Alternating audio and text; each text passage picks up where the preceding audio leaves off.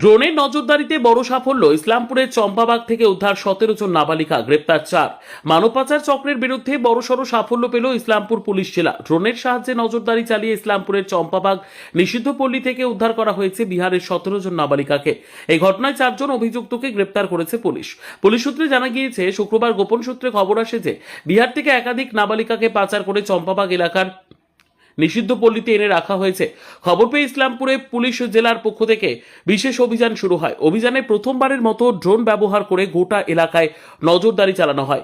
পুলিশের দাবি, ড্রোনের উপস্থিতি টের পেয়ে কয়েকজন অভিযুক্ত পালানোর চেষ্টা করে, তবে আগে থেকে এলাকায় গোপনে মোতায়েন থাকা পুলিশ কর্মীরা 4 জনকে আটক করেন। পরে তাদের গ্রেপ্তার করা হয়। একই অভিযানে উদ্ধার করা হয় 17 জন নাবালিকাকে। ইসলামপুর পুলিশ জেলার পুলিশ সুপার রাকেশ সিং জানান, এটি পুলিশের একটি বড় সাফল্য।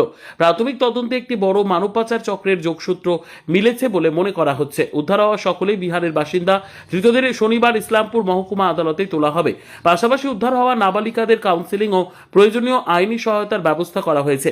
ঘটনার তদন্ত শুরু করেছে পুলিশ। মানব পাচার চক্রের সঙ্গে জড়িত বাকি সদস্যদের খোঁজে তল্লাশি চলছে। পাশাপাশি ভবিষ্যতে এই ধরনের অপরাধ রুখতে সীমান্তবর্তী এলাকায় নজরদারি আরও জোরদার করা হয়েছে বলে জানিয়েছে পুলিশ।